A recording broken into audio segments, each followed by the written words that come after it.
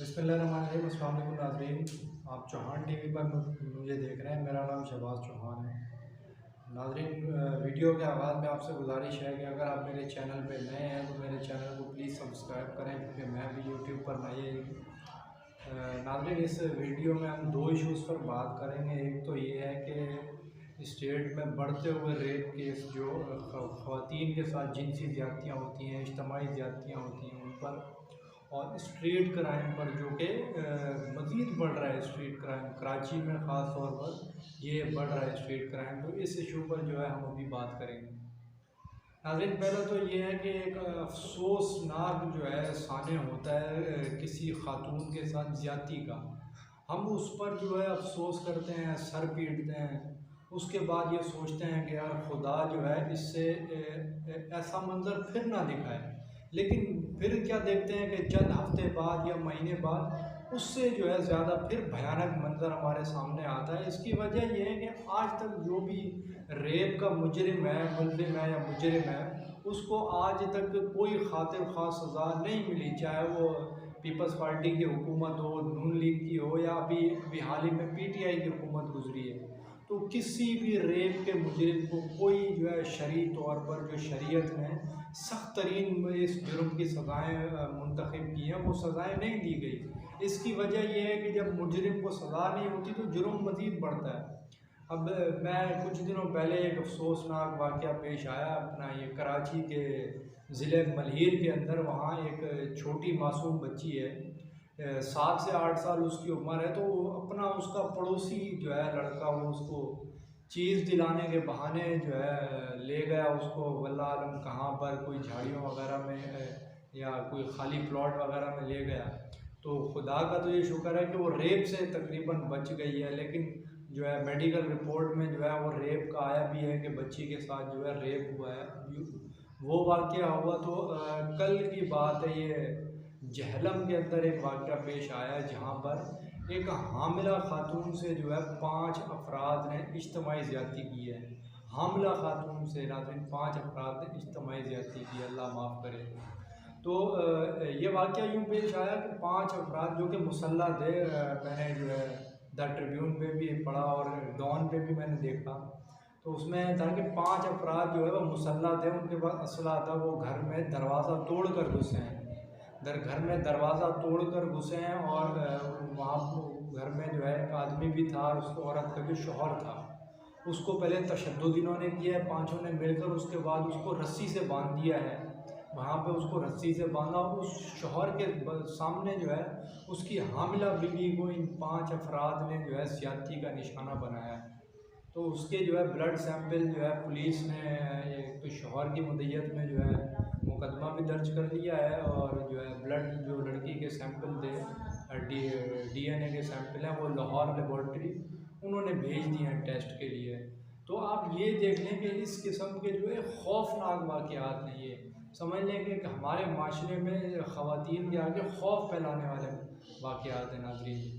तो इस चीज़ की रोकथाम के लिए ज़रूरी है कि सख्त तरीन सज़ाएँ देनी चाहिए, और उन सज़ाओं को पब्लिक करना चाहिए। पब्लिक के सामने जब सज़ाएँ होंगी तो पब्लिक जो है उनमें जब सज़ा में जो है सज़ाएँ पब्लिक होंगी, तो जब देखना जो बंदा देखेगा, उसके बाद अगर उसके दिमाग में ऐसा खन्नास आता भी है तो वो इससे इज्तिनाब करेगा, उससे खौफ खाएगा, क्योंकि उसके जहन में आएगा कि फ़लाँ मुजरिम को जो है कानून ने इतनी सख्त सज़ा दी थी। तो ये चीज़ें अब हमें करनी होंगी। आए दिन बच्चियों के साथ जो है, ख़वातीन के साथ, नौजवान लड़कियों के साथ, शादीशुदा के साथ, जीन्स वाली, बुर्के वाली, कोई नहीं यहाँ पे महफूज है। किसी को भी कुत्ते पड़ जाते हैं रास्तों में, कहीं पर भी, कॉलेज से आते हुए, स्कूल से आते हुए, एकेडमी से आते हुए, कहीं भी कुत्ते चिमड़ जाते हैं उनको। कोई दफ्तर से आ रही है, कुत्ता चिमड़ गया रास्ते में। तो नाज़रीन, इस चीज़ पर जो है हमें जो है ज़रूर मैं हुकूमत से गुजारिश करता हूँ कि इस चीज़ पर जो है खातिर ख़्वाह मुजरिमीन को सज़ाएँ दें। एक तो ये है, और दूसरा ये है कि स्ट्रीट क्राइम जो आजकल बढ़ रहा है, ये वारदातें, डकैतियाँ बढ़ रही हैं। अभी एक अफसोसनाक 2-3 साने मेरे अपने इलाके में ये हुए हैं। एक तो आज से तकरीबन 1 हफ़्ता पहले ये वाक़या पेश आया हमारे जो है करीब ही।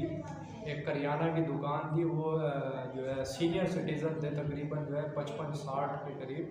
उनकी उम्र थी और वो नेवी से रिटायर थे, पाकिस्तान नेवी के इदारे से रिटायर थे। उस इदारे में कोई ओहदा था उनका, उनसे रिटायर हुए तो उन्होंने जो है यहाँ घर बनाया था। उसी घर के नीचे जो है उन्होंने करियाने की दुकान लगाई थी, जो ये जनरल स्टोर और करियाने के साथ साथ वो जो है इजी लोड वगैरह का काम भी कर रहे थे। तो उस दिन जो है सुबह तकरीबन 11-12 का वक्त था।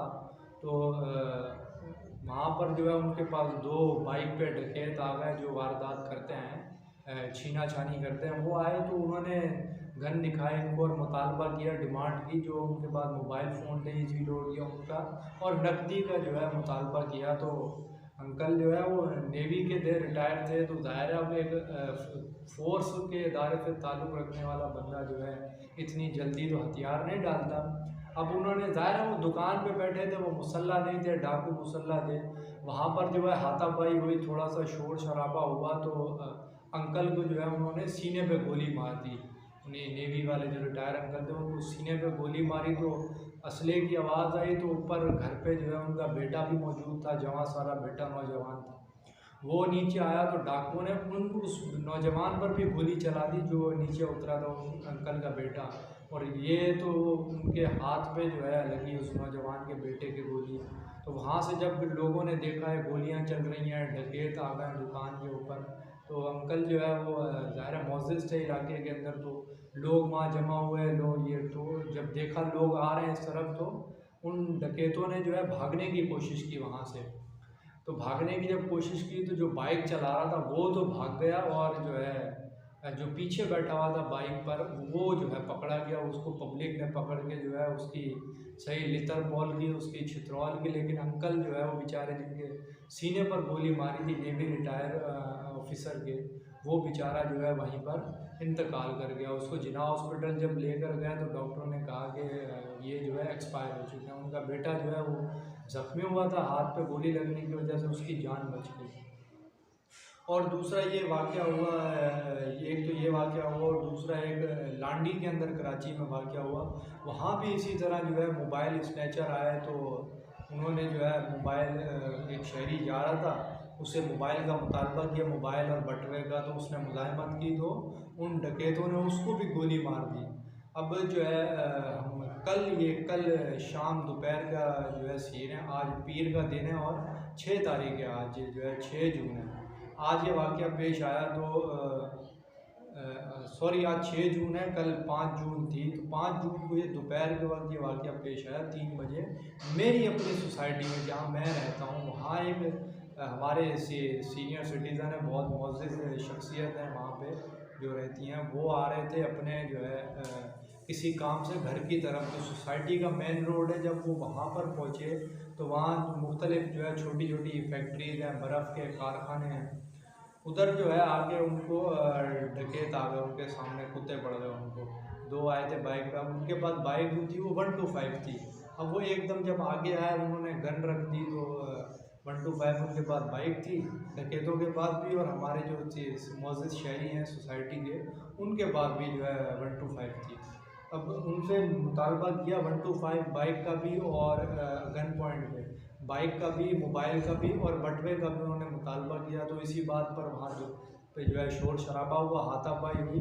तो उन डकैतों ने जो है हमारे सिटीज़न पर, जो हमारे सोसाइटी के शहरी थे, उन पर जो है गोली चला दी। तो वो गोली उनके पेट में लग गई उसी वक्त। वो डकैत तो भाग गए सब कुछ छोड़ छाड़ कर, उनको गोली मार कर। तो उनको हॉस्पिटल ले जाया गया, जिना हॉस्पिटल। तो ये तो शुक्र है कि वो वक्त पे पहुँचे, उनकी जान जो है बच गई, अभी बेहतर कंडीशन में है वो, अभी कुछ बेहतर है।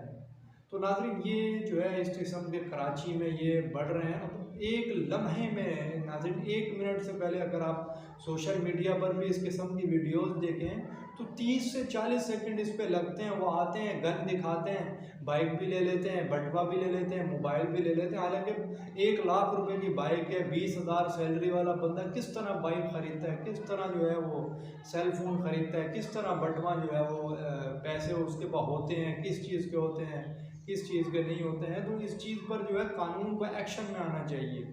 कानून एक्शन में आएगा, जहाँ ये लोग नज़र आए इनका इनकाउंटर करें या इनके ऊपर सख्त तरीन जो है इनके ऊपर क्रैक डाउन करें, तब जाकर ये मामला जो है कराची से ख़त्म होंगे।